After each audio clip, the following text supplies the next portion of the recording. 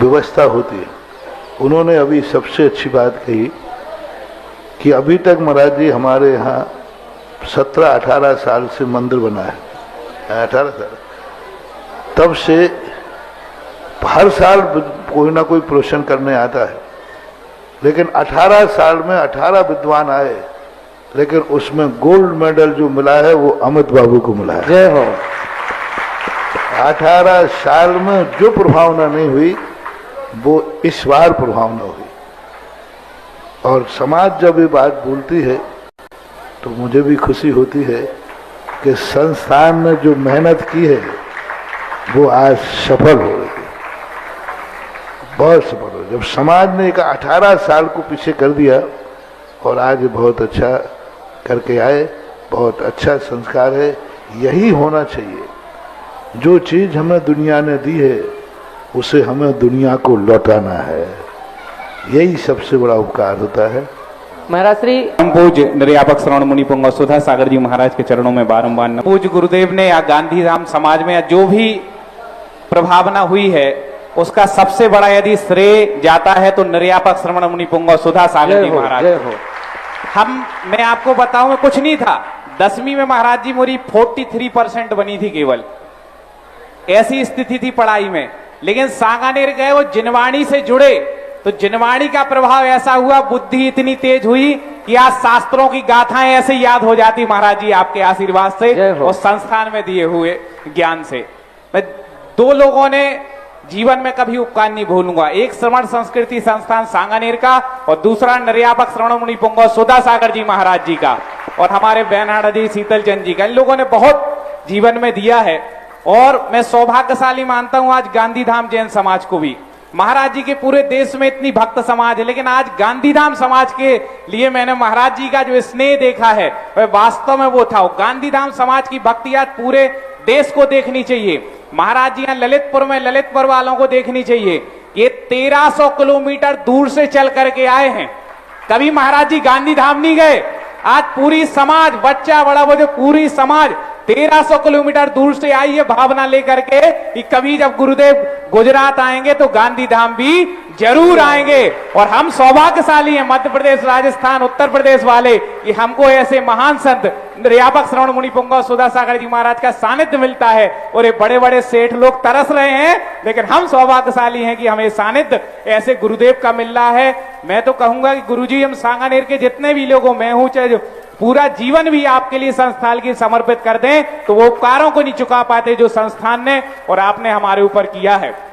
गुरुदेव 25 वर्ष पूरे हो गए हैं और मैंने ये भावना पहले ही बनाई थी कि ऐसा कुछ होना है कि 25 वर्ष हो, कम से कम 1 करोड़ रुपए हमें सांगानेर के लिए कहीं ना कहीं से दान करना है।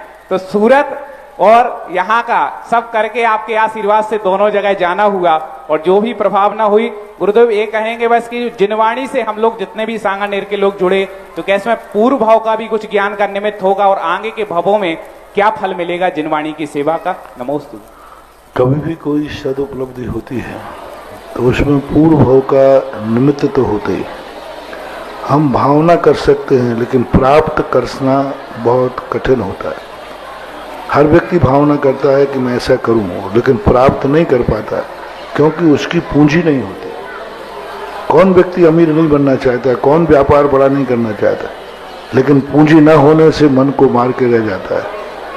और कुछ लोग ऐसे होते हैं तद्रूप भाव करते हैं, तद्रूप उनकी समर्थ भी होती है। ऐसे ये ज्ञान क्षेत्र में है। कई लोग मुनि बनना चाहते हैं, नहीं बन पाते क्योंकि उनका पुण्य इतना नहीं लेके आए, लेकिन कई लोग भाव करते ही बन जाते। ऐसे ज्ञान के 6 उपशम में है। कई लोग चाहते हैं कि हम पंडित बने, हम विद्वान बने, हम ज्ञान प्राप्त करें, लेकिन नहीं कर पाते क्योंकि भावांतर का पुण्य साथ नहीं देता। तुम सब बच्चों का इतना पुण्य है कि तुम लोगों ने भावना भी की और भावना ही नहीं तद्रूप करके दिखाई दिया।